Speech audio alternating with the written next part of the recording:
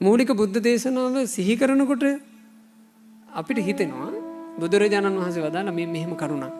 මහණෙනි, මනුස්ස ජීවිතයක් ගත කරන කෙනෙක් තමන්ගේ මනුස්ස ජීවිතය ඇතුලේ වැරදි කාමසේවනය කළොත්, ඒ වැරදි කාමසේවනයේ කටුක දුක්ඛිත විපාක විඳින්න යා නිරයට යනවා. එක්ක තිරිසන් ලෝකෙට යනවා, එක්ක പ്രേත ලෝකෙට යනවා. එහි කටුක කරකස විඳවන්න අමාරු දුක්ගිනි විඳවලා ආපහු මනුස්ස ලෝකෙකට ආවොත් වැරදි කාමසේවනයේ සබ්බ ලහුස විපාක, සැහැල්ලු විපාක යා අරන් එනවා. මොකක් වෙන්නේද පිංගුතුනි වැරදි කාමසේවනයේ සැහැල්ලු විපාක? වැරදි කාමසේවනයේ සැහැල්ලුම විපාකය මෙයයි. මනුස්ස භූතෝ සමානෝ, මනුස්සේ බවට පත් වෙනකොට වේර සපත්ත බහුලෝ හෝති, වෛරක්කාරයෝ හතුරෝ බහුලයි. මිත්තුදම, සෙනෙහස, ආදරය, රැකවරණය එයාට අහිමි.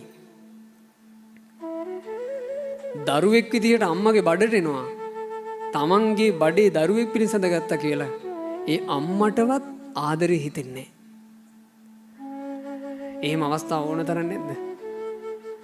දරුවෙක් බඩට ආපු ගමන් කලබල වෙලා ගෑනු, කලබල වෙන පිරිමි ඕන තරම් නැද්ද මේ ලෝකේ?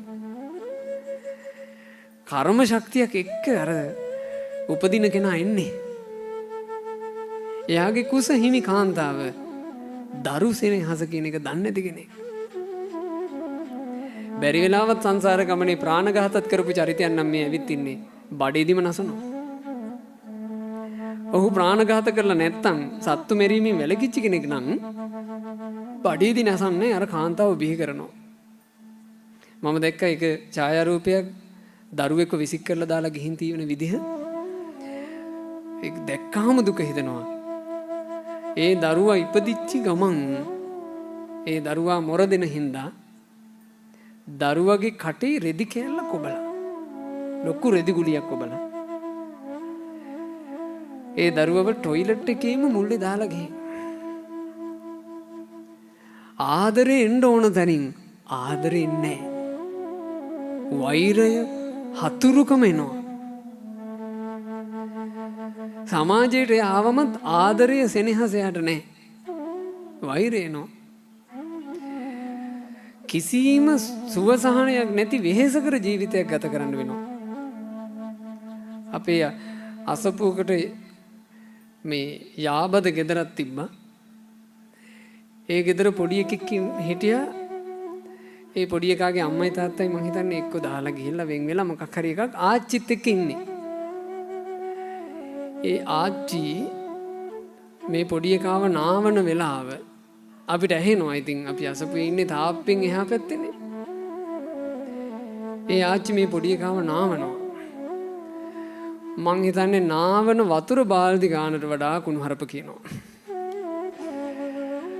ආච්චිගෙන් කුණුහරුප අහගෙන ඇහෙනවා ගහන පාරවල් තාප්පෙන් මෙහා පැත්තට චට්ටස් ගාලා වදිනවා. ආච්චිගෙන් ලැබෙන්න ඕන ආදරේ ඒ සිඟිත්තට නෑ. මේ පිංගුතුනේ වැරදි කාමසේවනයේ සැහැල්ලුම විපාක.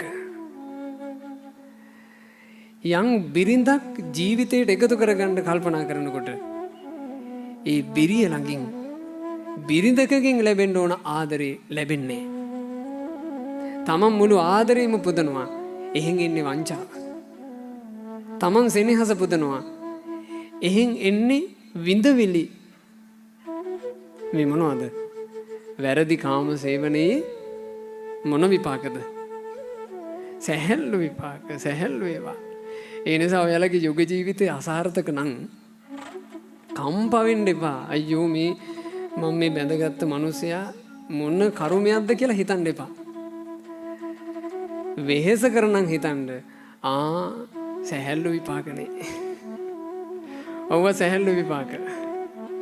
කාර්කස විපාක අපි විඳෙන්නේ නිරයේ, තිරිසන් ලෝකේ, പ്രേත ලෝකේ. මෙහෙ නෑ. මෙහෙ නෑ පින්වතුනි කටුක විපාක. මේ සුගතිය.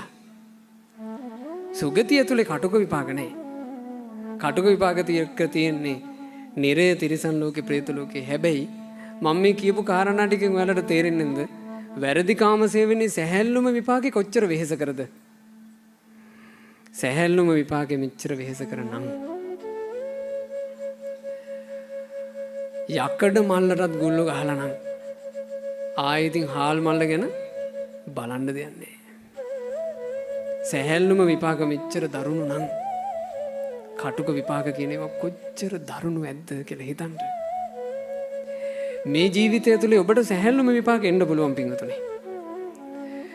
තමන්ගේ දරුවෝ මහා වෙහෙස දෙන්න ගිනි දෙන දරුවෝ තමන්ට මුණ ගැහෙන්න පුළුවන්. වැදූ මවුටම දරුව පයින් ගහනවා කියලා මම බොහොම තරුණ වයසේ මහණ වුණේ. මගේ ගිහි ජීවිතය තුළ මට එහෙම අත්දැකීම් තිබෙන්නේ නැහැ. වැදූ මවුට දරුවෝ පයින් ගහනවා කියන තැනක් ගැන අපිට එහෙම හිතිලා නැහැ අපේ ගිහි කාලේ. හැබැයි මහණ වුණාට පස්සේ ඇතැන් අම්මලා ප්‍රශ්න කතා කරන්න එනකොට අම්මලා මට මොන ගහලා තියෙනවා අම්මලා අනේ අපේ ස්වාමීන් වහන්සේ පුතා පයින් ගහනවා. වාව ගණ්ඩම් බැරි ස්වාමීන් වහන්සේ මගේ පුතා බඩ ඇතුලේ ඉද්දි වැඩිපුරම පයින් ගහපු තැනට තමයි මගේ පුතා අද මට පයින් ගැහුවේ. ඔහොම කියපු අම්මලා මට මොන ගහලා තියෙනවා. අම්මට අම්මා කියන වචනේ ආදරෙන් කතා නොකරන දරුවෝ මට මොන ගහලා තියෙනවා. තාත්තට තාත්තා කියලා සෙනෙහසින් කතා නොකරන දරුවෝ මට මොන ගහලා තියෙනවා. වෙහෙස කරයි මේ ජීවිත. හැබැයි ඔයාලා හිතන්න මේවා දරුණු විපාක නෙමෙයි. මේවා සැහැල්ලු විපාක.